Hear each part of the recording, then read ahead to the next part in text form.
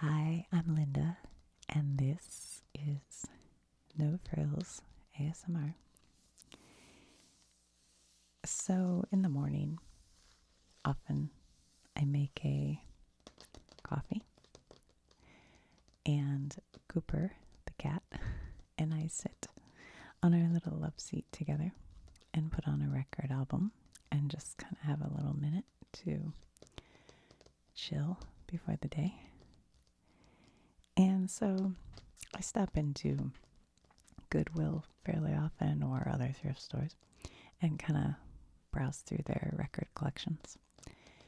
And it wasn't long ago, some stores wouldn't even take record albums because they couldn't sell them. And then they'd sometimes have them and they were like 99 cents. Then they went up to $1.99. Well, now, all of a sudden, they were $4.99. And half of them are scratched. They haven't even looked at them. The covers are gone. Some of them are even empty. I'm like, what? What is that? I think it's obnoxious. What do they call that? When they raise prices just because everything else is going up, even though they don't need to. I forget. Anyway, but I did pick up this record, which honestly, this is the Platters, who sang the song Great Pretender. You might know that song.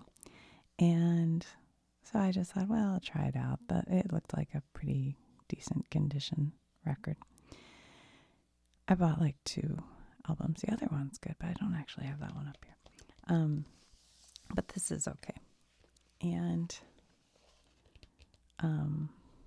but what I wanted to show you, whoops. I see it says stereo hi-fi. I just wanted to show you, I pulled it out of here. And it has this, see, it's in pretty good shape. How Miracle in Sound works. And this is the very beginnings. I think this album came out in the 50s. Does it have a date somewhere? It does somewhere because I saw it, but I forget. So it's kind of the beginnings of stereo. For years, there was mono LPs. And they would just run one track, so you get the same sound out of both speakers. And then it kind of started with cinema, but then home stereo equipment started to have stereophonic sound, which was coming out of different sound coming out of each speaker. And like the old record players, like the one I had in my house, was mono.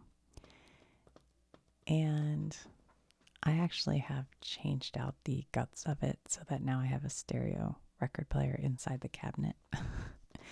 And I know I said before I'll take you on a tour of that, and I will. I just have to remember to do it because we redid the whole thing. Okay, so this is about, let's see, it says you are now in possession of a Mercury verified stereophonic disc capable of bringing you the most realistic width and depth, all dimensional and altogether thrilling reproduction of music ever known. What? And that's interesting because they show you here. Here is a mono record groove. So it's like a single groove, like what Edison. So Thomas Edison invented basically the first record LP situation. And if you go, I talked about in the Greenfield Village video I made, but if you go to Greenfield Village, they actually, at least they used to, have either it or reproduction of it and on an old, record player, and you could listen to it. And he said, Mary had a little lamb. So I think, because I was thinking about this just today, how they kind of made that. Let's see, hold on, let me grab a, so like, I think he realized that when he's speaking and it's going through whatever it was going through the wire, that it would shake.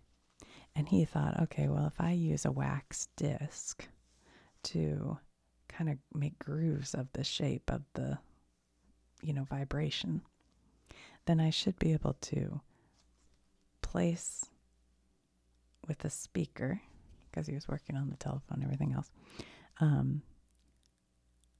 a needle on here or something, and it will follow the groove and be able to replicate that sound back. And so that was kind of the first use of that, I think. I'm no expert, and I have not looked this up. This is from my memory as a school kid. So they made them with wax, and then they started, and that's why some people call albums wax, whatever. But then they started to make albums out of different materials. So that's sort of the mono recording. And they show the needle going through the mono. But then this is kind of interesting. They show stereophonic record groove. And it shows there are like two different, see how this has one? This has like grooves here and grooves here. And then the needle has, this needle has one single amp. This has an amp here and an amp here. And somehow, magically, I don't know, this needle picks up the groove for one amp from one side and the groove for the other amp to the other side. So each speaker gets different sound, even though it's going through the same groove. What? So I just wanted to show you real quick. I just bought a new needle for my stereo because I'd listened to it a lot and it was going to need one, and I wanted to try to upgrade. I don't know if I can tell the difference, but this is the old one. This is not the new one. But just so you know kind of what it... Here, I'll tell you what. I got this the other day. Let me... Hold on. This will be a good use of my magnifier. It's not too bright for you. Hold on. Let me turn it down a little. All right.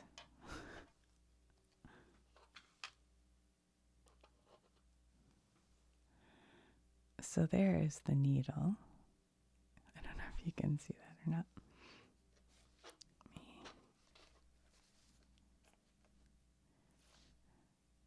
And this one, I think, is just a metal needle. See that little? And see how it has a couple like grooves? I don't know. But the newer needles, not the newer needles. I didn't mean to say that. The better needles. Oh, sorry. I'll try to remember to clip that out.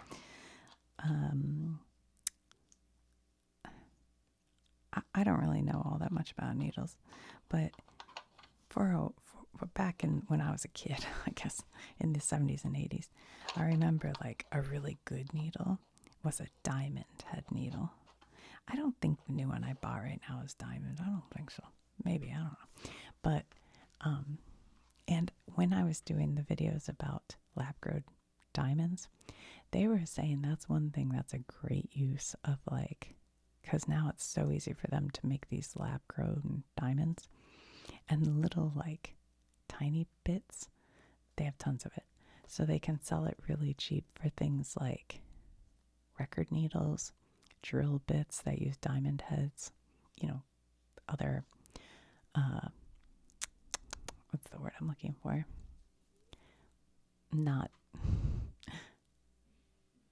I can't think of the word.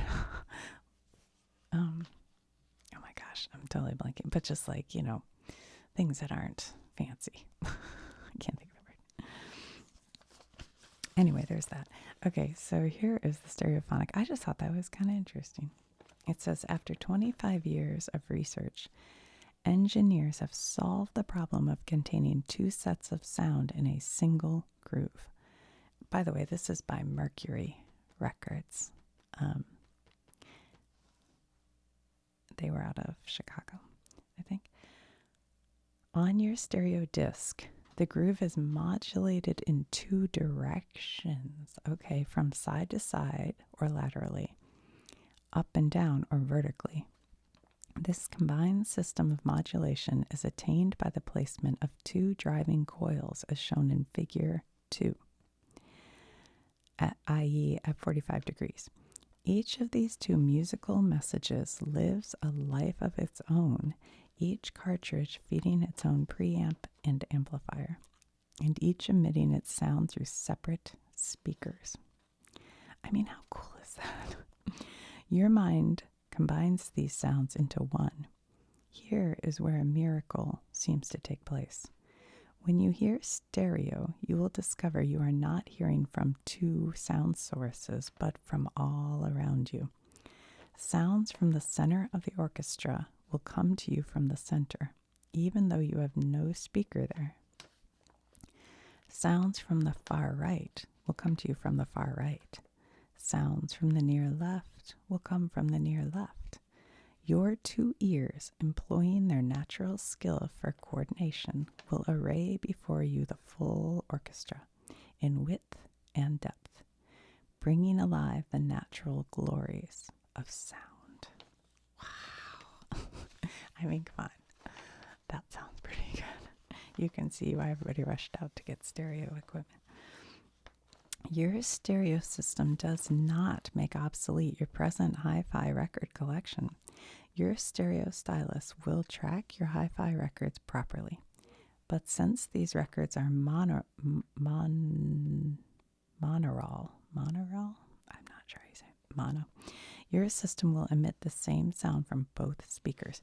One thing about why I wanted to upgrade my mono record player is if you put stereo albums on a mono player, it can start to kind of cut a groove in your stereo album. But you can play mono albums on a stereo player because it kind of doesn't cut as deep, I think. I think that's right. So I do have some mono albums because I have a lot of very old albums. Part of the reason my albums are old, I have my albums from the 1980s, like The Police and Men at Work and U2 and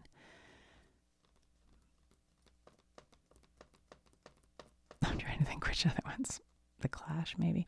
But they were all recorded, like the actual record albums are way thinner than these. They're super thin.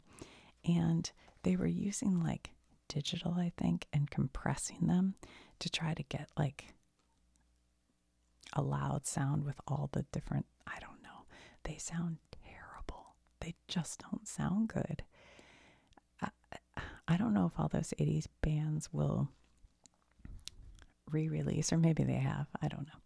But those albums that I had from the 1980s, I can't believe how bad they sound compared to these ones from the 40s, 50s, and 60s.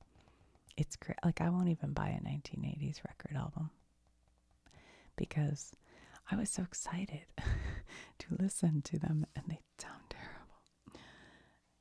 Anywho. So one of the things I've been doing is switching out the old paper dust jackets for these. These ones I think have less static. It says archival quality. I don't know. Although this one's pretty interesting, so I might keep it. Go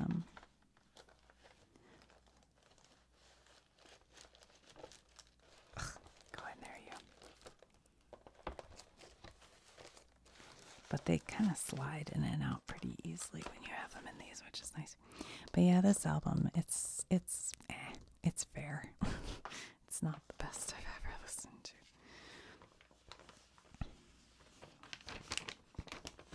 So they show all the different parts of the orchestra recording into this speaker or microphone and this microphone. And then it goes into the record album and comes out on that speaker and that speaker. So cool.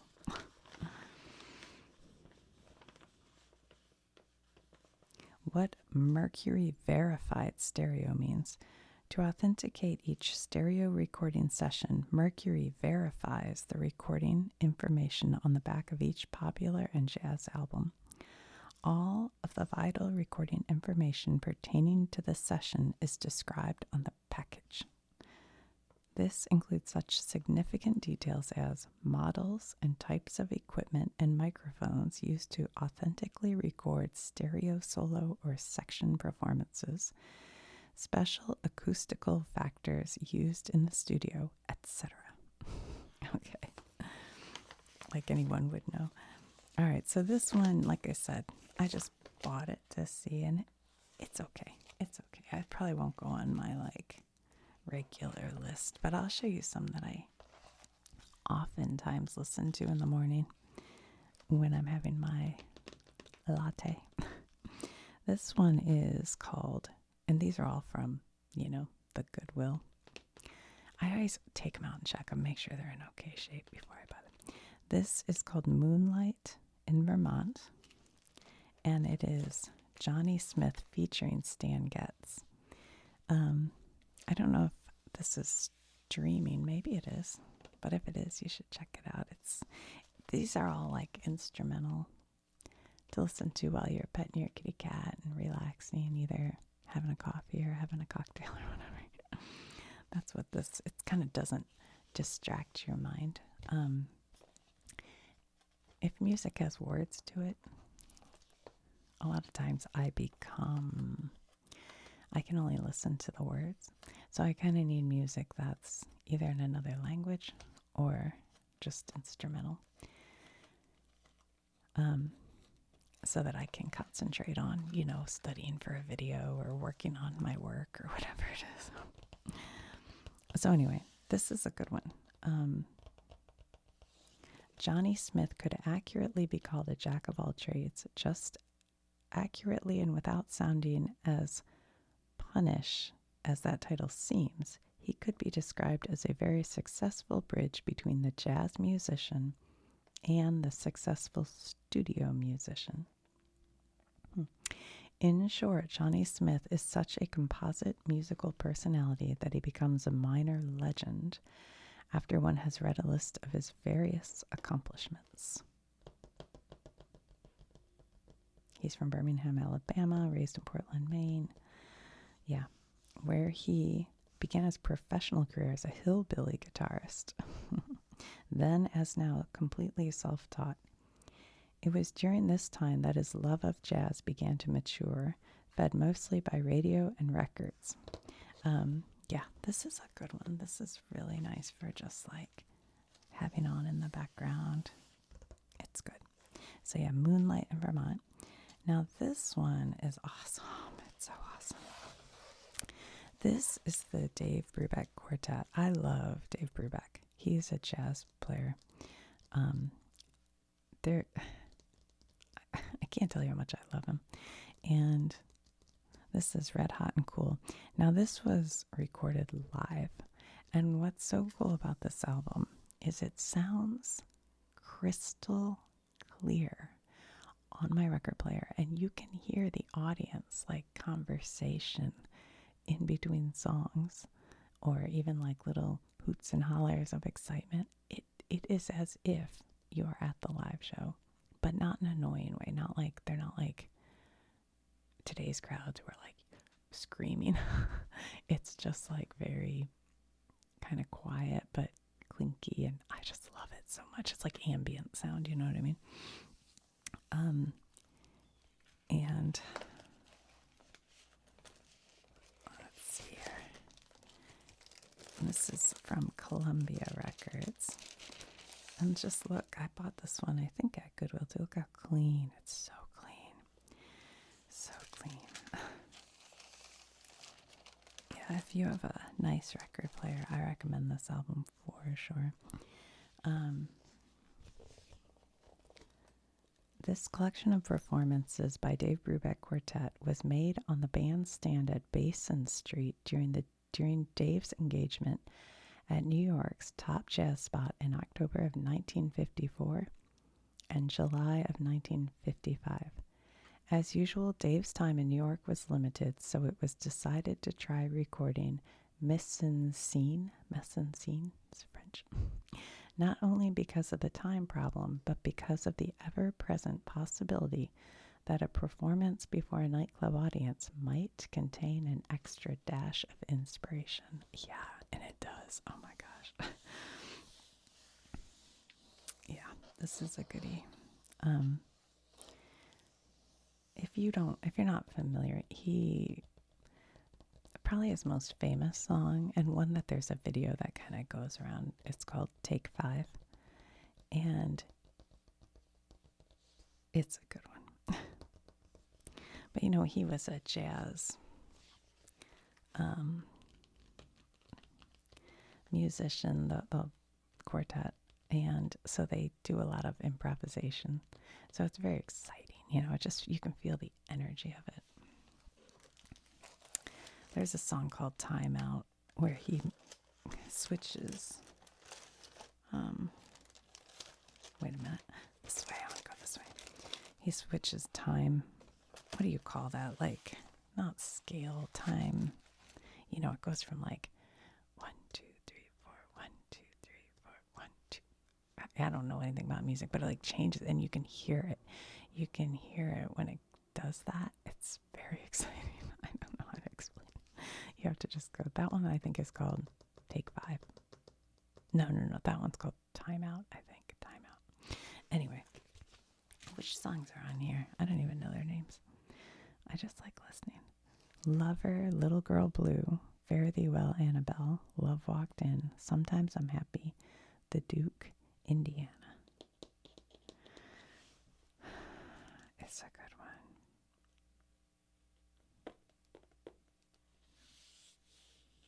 The cover photograph of the album, taken by Helena Rubinstein at the Hungry Eye in San Francisco, is the same as the one which is currently appearing in the advertisements and promotional material for Helena Rubinstein's new lipstick. Oh, Jazz, Red Hot and Cool. It's the same shade of red as the dress worn by the young lady who is digging Dave. Thus, the cover and the title of this album is part of a Rubinstein Columbia promotion, which extends to the publicizing of the Columbia Jazz catalog and the inclusion of a record containing 4 extracts from Columbia Jazz albums in the special package in which the lipstick is sold. What? So that's interesting. So this lipstick, called Red Hot and Cool, matches their dress. They would sell the lipstick with a record album. It would be included. It was a cross promotion. Well, that's kind of smart. Finally, somebody realizing that women can spend a lot of money. So this one's good. I really, really recommend that if you just need some chill tunes. This one's a fun one. This is Booker T and the MGs. Hip Hugger. Booker T,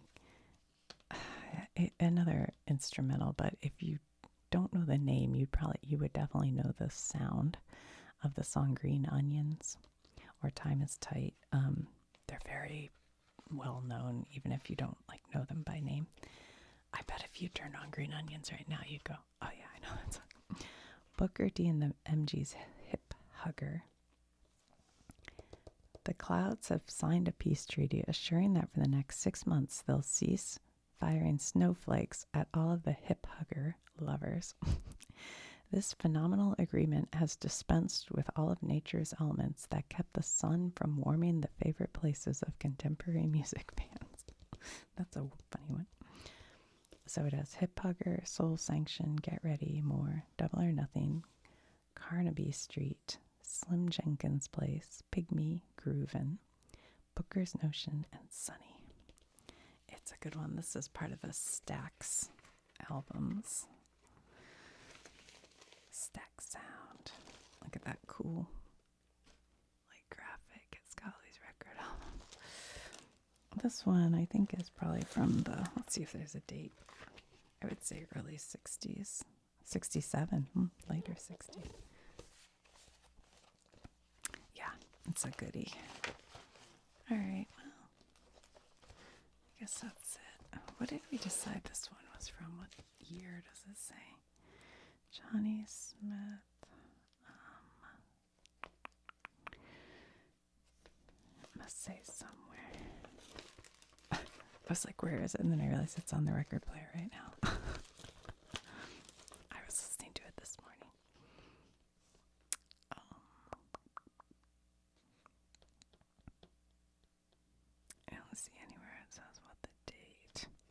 It was Johnny Smith on guitar, Stan Getz tenor, Don Lamond on drums, Eddie Safransky on bass, Sanford Gould on piano, Stan Getz with above personnel on Ghost of a Chance in Villia, Zoot Sims. Oh, Zoot Sims replaces Stan Getz with above. Stan Getz. I'm sorry. I read that wrong. So on these two, Zoot Sims replaced Stan Getz. Stan Getz was a pretty well-known musician, so probably he couldn't be at all the. And then on these ones, you have Johnny Smith, Paul Guinchetti, Arnold Fishkin, Don Lamond, Sanford Gould.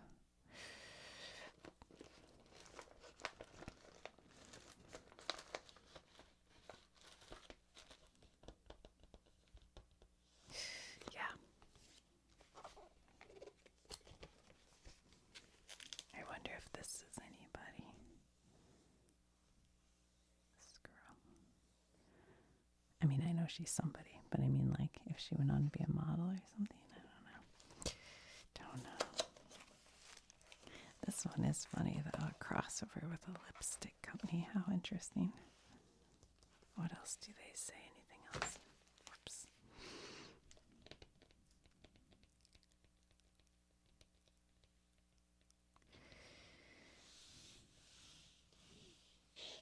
They just talk about all the different songs on here.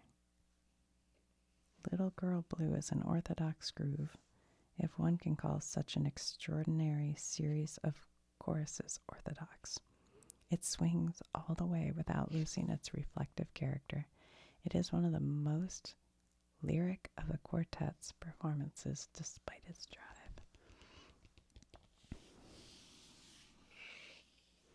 Well, anyway, all right, guys. I will talk to you soon. Jazz. Jazz, jazz, jazz.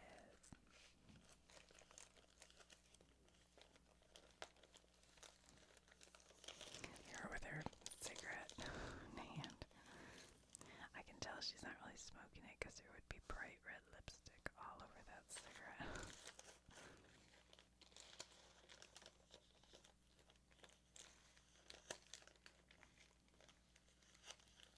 Yeah, if you look up the video of them playing Take 5, it's really good. Fun watch. Just to watch them, like, at work. This is probably one of my favorite albums. It's up there.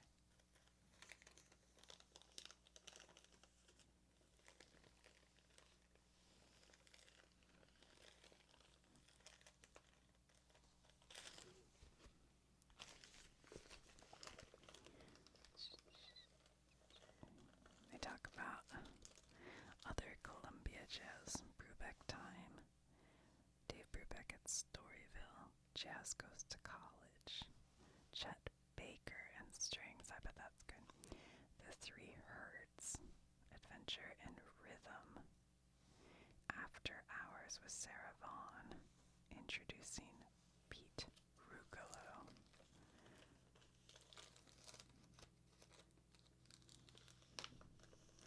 Permanent needles may cause permanent damage. They say if you have an osmium or metal tip needle, don't use it over 20 hours. A sapphire needle, not over 65 hours. A diamond needle, not over 800 hours. Do not use a needle which has been used beyond its recommended expectancy. Record service